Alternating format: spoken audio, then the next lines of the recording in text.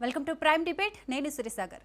ఈరోజు దేశ రాజకీయాల్లో ఒక పెద్ద చర్చ పార్లమెంటు గౌరవం, ప్రజాస్వామ్య విలువలు మరియు ప్రతిపక్ష హక్కులు ఇవన్నీ ఒకే చోట ఢీకొంటున్న అంశం. ప్రధాన ప్రతిపక్ష నేత రాహుల్ గాంధీపై సభా హక్కుల ఉల్లంఘన, ప్రివిలేజ్ నోటీస్ లేదా సభ్యుడు వ్యక్తిగత హోదాలో ఇచ్చే సబ్స్టాంటివ్ నోటీస్. అవును, ఇప్పుడు దేశం అడుగుతున్న ప్రశ్న ఒకటే. ప్రతిపక్షం ప్రశ్న అడిగితే ప్రివిలేజ్ నోటీస్, సబ్స్టాంటివ్ నోటీస్ ఇస్తారా? లేదా పార్లమెంట్ను తప్పుదోవ పట్టిస్తే ప్రివిలేజ్ నోటీసేనా? ఇది కేవలం రాహుల్ గాంధీకి ఇస్తున్న నోటీస్ మాత్రమే కాదు. ఇది పార్లమెంట్లో సత్యం, ఆరోపణ, ఆధారం, హక్కు అనే 4 మాటల మధ్య జరుగుతున్న పెద్ద పోరాటం. ఇక సబ్స్టాంటివ్ నోటీస్, ఈ నోటీస్ ఎందుకు తెరపైకి వచ్చింది? ప్రివిలేజ్ మోషన్ మున్ముందు వస్తుందా అనే ప్రశ్నకు అధికార, ప్రతిపక్షాలు విభిన్న భాష్యాలు చెబుతున్నాయి. ఇటీవల ఇండియా యుఎస్ ట్రేడ్ డీల్పై పార్లమెంట్లో తీవ్ర చర్చ జరిగింది. ప్రభుత్వ వాదన ఏంటంటే ఈ ట్రేడ్ డీల్ దేశానికి మేలు, ఇది ఎగుమతులను పెంచుతుంది, అలాగే ఇది ఉద్యోగాలను పెంచుతుంది, ఇది భారత్ గ్లోబల్ ఎకానమీకి గేమ్ చేంజర్ అని చెప్తోంది.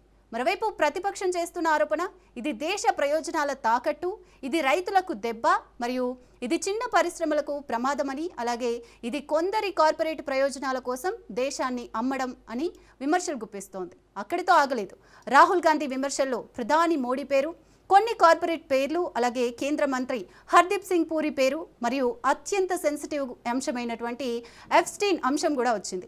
ఇది పార్లమెంట్లో పెద్ద కాంట్రవర్సీగా మారింది.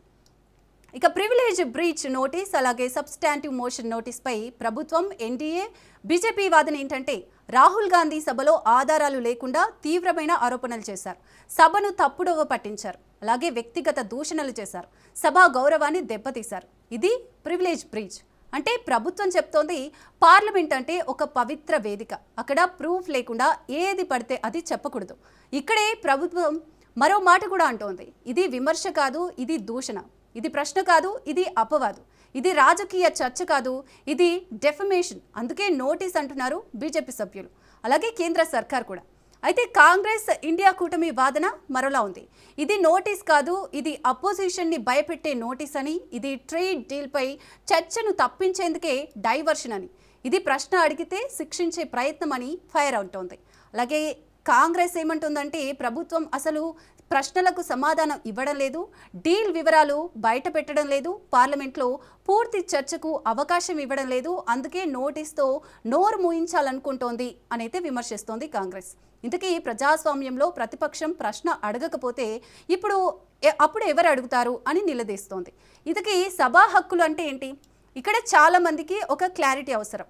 ప్రివిలేజ్ నోటీస్ అంటే ఇది కోర్టు కేసు కాదు, ఇది అరెస్ట్ వారెంట్ కాదు, ఇది తక్షణ శిక్ష కాదు, కానీ ఇది పార్లమెంట్లో సభా గౌరవాన్ని కాపాడేందుకున్న ఒక శక్తివంతమైన ఆయుధం. అందుకే దీన్ని వాడితే ప్రజాస్వామ్యాన్ని కాపాడుతున్నామా లేదా ప్రజాస్వామ్యాన్ని అణుచుతున్నామా అనే ప్రశ్న వస్తుంది. సభా హక్కుల ఉల్లంఘన నోటీస్ భారత పార్లమెంటు చరిత్రలో కొత్త కాదు. ప్రివిలేజ్ ఆర్ కంటెంప్ట్ ఆధారంగా సభ శిక్షలు ఇచ్చిన సందర్భాలున్నాయి. కొన్ని సందర్భాల్లో ఎంపీల్ని సస్పెండ్ చేశారు. ఇందిరాగాంధీని, సుబ్రహ్మణ్య స్వామిని ఇదే విధంగా సభా హక్కుల నోటీస్ ఇచ్చి సస్పెండ్ చేశారు. కొన్ని సందర్భాల్లో మరికొంతమంది సభ్యులను ఎక్స్పెల్ చేశారు కూడా. అంటే ప్రివిలేజ్ నోటీస్ అనేది చిన్న విషయం కాదు, కానీ ఇది నిజంగా సభా గౌరవం కోసం వాడుతున్నారా లేక రాజకీయ ప్రయోజనం కోసం వాడుతున్నారా? రాహుల్ గాంధీపై ముందుగా ప్రివిలేజ్ మోషన్ నోటీస్ ఇస్తామని పార్లమెంటరీ వ్యవహారాల మంత్రి కిరణ్ రిజిజు అన్నారు. ఆ తర్వాత బీజేపీ సభ్యుడు నిషికాంత్ దూబే సబ్స్టాంటివ్ మోషన్ తెరపైకి తెచ్చారు. దీని ప్రకారం ప్రభుత్వం పూర్తి స్థాయిలో దాడి కాకుండా వ్యక్తిగతంగా సభ్యుడు మరో సభ్యుడిపై నోటీస్ ఇవ్వడం, హౌస్ కమిటీ దీనిపై చర్చించి నిర్ణయం తీసుకుంటుంది. ఇండైరెక్ట్గా ప్రివిలేజ్ మోషన్ మాదిరిగానే దీన్ని ప్రయోగించి రాహుల్ సభ్యత్వాన్ని రద్దు చేయడం, అంతకు మించి ఆయన్ను జీవితకాలం సభలో అడుగు పెట్టకుండా చేయడం అనేది దూబే టార్గెట్, ఇండైరెక్ట్గా బీజేపీ టార్గెట్ కూడా. ఇదే ఈరోజు మన డిబేట్ కోర్. అసలు ఈ కథ వెనుక ఉన్న పెద్ద అంశం ట్రేడ్ డీల్. ఇప్పుడు ఈ privilege notice are substantive motion notice వెనుక ఉన్న ముఖ్యమైన ప్రశ్న ఒకటి ఉంది. ఇండియా యుఎస్ ట్రేడ్ డీల్లో నిజంగా ఏముంది? టారిఫ్స్ మారుతున్నాయా? అగ్రికల్చర్పై ప్రభావం ఉందా? ఎంఎస్ఎంఈకి ప్రమాదమా? డిజిటల్ ట్రేడ్లో డేటా సవర్గిటీ కాంప్రమైజ్ అవుతుందా? యుఎస్ మార్కెట్లో ఇండియా ఎక్స్పోర్ట్స్ పెరుగుతాయా? చైనా సప్లై, చైనా షిఫ్ట్లో ఇండియాకి లాభమా?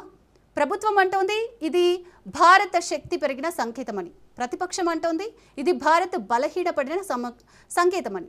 అయితే ప్రజలు అడుగుతున్నారు, డీల్ డాక్యుమెంట్ ఎక్కడ, షరతులేంటి, లాభం ఎవరికి, నష్టం ఎవరికి అని.